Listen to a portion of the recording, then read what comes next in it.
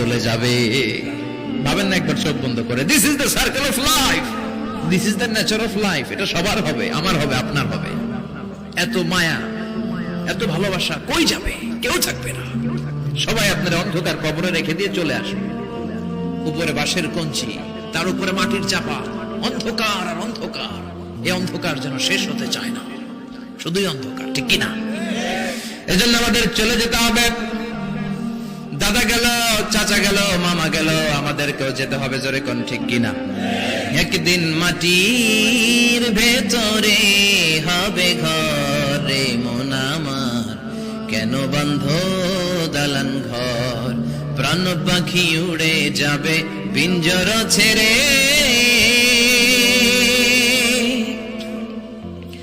ধরা ধামে সবই রবে, তুমি যাবে চলে। বন্ধু বান্ধব যত, মাতা পিতা যারা সুত, সবই হবে তোমার পরে। মন আমার কেন বন্ধ দালান ঘর? একদিন মাটির ভেতরে হবে ঘরে মন আমার, কেন বন্ধ দালান ঘর? ঠিক কিনা? সব পরে থাকবে, চলে যেতে হবে আমাদেরকে। এজন্য আখিরাতের কথা যেন আমাদের স্মরণ হয়। বিশ্বনবী বলতেন, নাহাইতুকুমান জিয়ারাতিল কুবুর, আমি তোমাদেরকে কবর জিয়ারত করতে আগে নিষেধ করতাম, কিন্তু এখন নিষেধাজ্ঞা প্রত্যাহার করে নিলাম।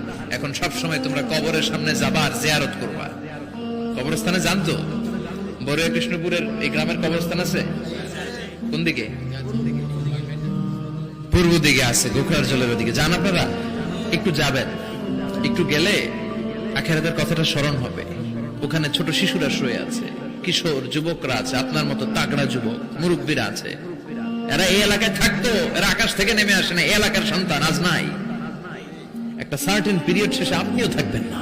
This is the nature of life, this is the circle of life.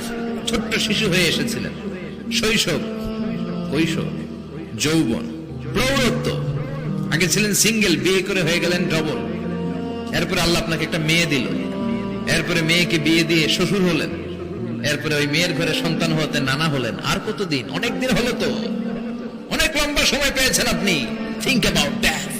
এবার যাওয়ার কথা ভাবেন, আখিরাতের সামানের কথা ভাবেন, ফিরে যেতে হবে। কি শক্তিশালী যুবক, বার্ধক্য চলে আসলে লাঠি ছাড়া চলতে পারে না। কুচকুচে কালো দাড়ি সাদা হয়ে যায়, দাড়ির শুভ্রতা, বয়সের ভার, রং ধরা যৌবন জং ধরে শেষ, ঠিক কিনা? This is the circle of life. যুবক ভাইরা, এটাই জীবন, চলে যেতে হবে, কেউ থাকতে পারবে না, ঠিক কিনা? এটা রিমাইন্ডার আল্লাহ এই সূরার ভেতরে দিয়েছেন যে তোমাদেরকে ফিরে যেতে হবে। এই লোভ লালসা ছেড়ে দাও। রব্বুল আলামিন বলেন, আলহাকুমুত তাকাসুর হাত্তা যুরতুমুল মাকাবির। ও গোলাম, দুনিয়ার সম্পদ, লোভ লালসা তোদেরকে পাগল বানিয়ে দিয়েছে। এই লোভ পাগলামি কোনদিন তোদের থামবে না যতদিন না তোরা কবরে ঢুকবি, ঠিক কিনা? কার কথা? আল্লাহ বললেন, দুনিয়ার সম্পদ আর লোভ আর মোহে তোমরা গাফেল হয়ে গিয়েছো। আখিরাতের কথা বেমালুম তোমরা ভুলে গিয়েছো। কিন্তু আখিরাতে তোমাদের যেতেই হবে, কবরের বাড়িতে তোমাদের ঢুকতেই হবে, ঠিক কিনা? যেতেই হবে। আমরা ভুলে যাই। আলহাকুমুত তাকাসুর, অতিরিক্ত পাওয়ার লোভ, বেশি বেশি খাওয়ার লোভ, বেশি বেশি জমানোর লোভ মানুষকে গাফেল বানিয়ে দিয়েছে। এটা মানুষের স্বভাব। আরো চাই, আরো চাই, এই স্বভাবটা আছে না নাই? দেখবেন ছোট বাচ্চারা মসজিদের দোয়া অনুষ্ঠান শেষে জিলাপি দেয় না? বড়ুয়া কৃষ্ণপুর কি দেয়? আগে বাতাসা দিত না, এখন কি দেয়? জিলাপি দেয়, মিষ্টি দেয়। তো মসজিদের 2-3 গেট থেকে যদি দেয়, ছোট বাচ্চারা দেখবেন এদিক দিয়ে কয়েকটা নিয়ে আবার ওই গেটে লাইন ধরে। ওর হাত হলো ছোট হাত, ওর হাত ভর্তি জিলাপি, আর নেওয়ার জায়গা না, এরপর আরেক জায়গায় লাইন ধরছে। আরো লাগবে, আরো লাগবে, এই আরো আরো আরো চাই। এই স্বভাবটাই মানুষকে কুড়ে কুড়ে শেষ করে দিয়েছে। এত লাগবে কেন তোমার? চাহিদার কোনো শেষ নাই। Unlimited demand of human being. যার আছে বেশি তার চাই বেশি। যার সাইকেল আছে তার হুন্ডা চাই, হুন্ডা আছে তো প্রাইভেট কার চাই, প্রাইভেট কার আছে তো প্লেন চাই, প্লেন আছে তো হেলিকপ্টার চাই, হেলিকপ্টার আছে তো ওইটা চাই, ওইটা আছে তো সেটা চাই, ঠিক কিনা? এলাকার মেম্বার যে হয়েছে চেয়ারম্যান হতে চায়, আছে চেয়ারম্যান সাহেব এমপি হতে চায়, আছে না নাই? এমপি সাহেব মন্ত্রী হতে চায়, আছে না নাই? মন্ত্রী সাহেব প্রধানমন্ত্রী হতে চায়, আছে না নাই? কিন্তু এই দেশে সুযোগ নাই। কথা কন, এই দেশে প্রধানমন্ত্রী সিলেক্টেড। 2-3 জনের বাইরে কেউ প্রধানমন্ত্রী হতে পারবি না, ঠিক কিনা? আমার এই জীবনে তো আমি 2-3 জনেরই দেখলাম। বেগম খালেদা জিয়া, মাননীয় প্রধানমন্ত্রী শেখ হাসিনার ছোট্টবেলা দেখেছি এরশাদকে, আমরা তখন ছোট। তো মানুষের চাহিদার কোনো শেষ নাই, যার আছে বেশি তার চাই বেশি। এজন্য বিষ্ণু বলেছেন, উনজুরু ইলা মান হুয়া আসফালা মিন, তোমার চেয়ে যে খারাপ আছে ওর দিকে তাকাও। ওয়ালা তানজুর মান হুয়া আ'লা মিন, তোমার চেয়ে যে ভালো আছে ওর দিকে তাকাও না, তোমার চেয়ে যে খারাপ অবস্থানে আছে ওর দিকে তাকাও। অনেকে নিজের অবস্থান নিয়ে সুখী না, এরকম আছে না নাই? আল্লাহ আমার এটা দিল না রে, ওইটা দিল না রে, পাইলাম না রে, কিচ্ছু হয় না, কি করব জীবনে, হতাশ। আসলে আছে কিন্তু অনেক, কিন্তু শুকরিয়া নাই, টাকা, ঠিক কিনা? নিজের অবস্থান নিয়ে সুখী না, কিন্তু অনেক লোক আছে তারা আপনার অবস্থানে পৌঁছতে চায়। তাদের দিকে তাকিয়ে দেখেন, আপনি যে অবস্থানে আছেন এই অবস্থানে পৌঁছাটা অনেকের কাছে স্বপ্ন। তারা প্রতিনিয়ত সংগ্রাম আর স্ট্রাগল করে যাচ্ছে আপনার অবস্থানে পৌঁছতে, আর আপনি এটা নিয়ে সন্তুষ্ট না। শেখ সাদির নাম শুনেছেন?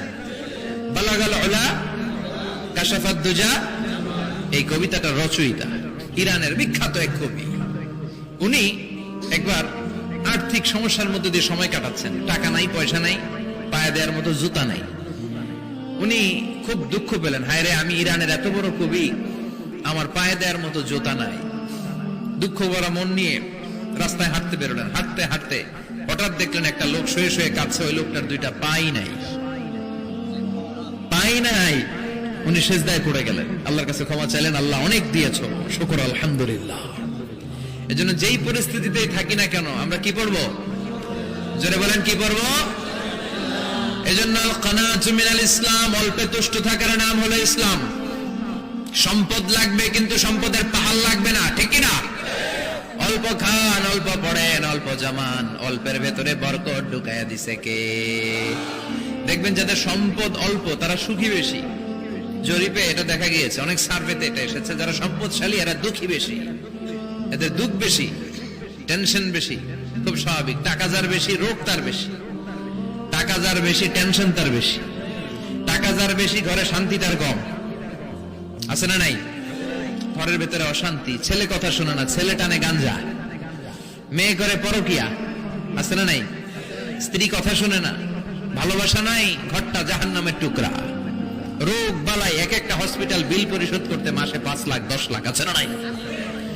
কিছু খেতে পারে না, ডাক্তার একেবারে ডায়েট মেনু বেঁধে দিয়েছে, ডায়েট, ভেরি ডায়েট মেনু, এটা এটা এটা এটা কিছুই খাবেন না, শুধু গরু খাবেন না, খাসি খাবেন না, চিংড়ি খাবেন না, খালি ঘাস খাবেন, ইচ্ছে মতো ঘাস খাবেন, মানে ঘাস জাতীয় যত আইটেম আছে সব খাবেন, শাক খাবেন, সবজি খাবেন, সালাদ খাবেন, গরু, চিংড়ি, মুরগি, গোশত, ইলিশ কিছু খেতে পারে না।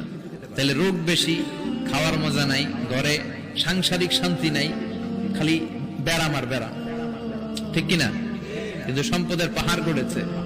আর অল্প যারা খায়, অল্প পড়ে, রিক্সাওয়ালা, কুলিওয়ালা, অল্প বেতনের চাকরি, কিন্তু হক হালালি মেনে চলে, দেখবেন শান্তি আছে অনেক। হ্যাঁ, বাসা ভাড়া দেয়, ফ্যামিলি চালায়, বাচ্চাদের স্কুল বিল, এরপরও মাস শেষে 1-2 হাজার টাকা হাতে থেকে যায়। আর ওর প্রতি মাসে 10 কোটি টাকা ইনকাম, তারপরও ব্যাংকের ঋণ আছে না নাই? সুখ কারে বলে? কিভাবে আপনি সুখকে ডিফাইন করবেন? সুখ তো টাকায় কিনা যায় না, শান্তি টাকা দিয়ে হয় না, শান্তি দেওয়ার মালিককে। শান্তি আছে অল্প খেয়ে শুকর করার মধ্যে, শান্তি আছে আলহামদুলিল্লাহর মধ্যে, চিল্লায় বলেন ঠিক কিনা? এজন্য অল্প খাবো, অল্প পড়বো, অল্প জামাবো, অল্পের ভেতরে বরকত দিয়েছে কে? দেখেন ধনী ভাইরা খেতে পারে না, কিন্তু রিকশালার কি সমস্যা হয়? রিকশালারা সব খেতে পারে, কুলিওয়ালা, দিন মজুর, এরা একেবারে স্লিম সুঠাম দেহি, মেদহীন পেট, পেটে কোনো মেদ নাই, ভুড়ি নাই। আর কোটিপতিদের মেদ আছে না নাই? এত বড় বড় পেট, ঠিক কিনা? আমাদেরও পেট আছে, তবে হালাল পেট, এটা হারাম টাকা দিয়ে এই ভুড়ি বানাই নাই আমরা, ছেলে বলেন ঠিক কিনা? রিকশাওয়ালা, কুলিওয়ালা নিজেও নামাজ পড়ে, বউ নামাজ পড়ে, বাচ্চাটাও নামাজ পড়ে, রিকশা চালায় আর জিকির করে লা ইলাহা,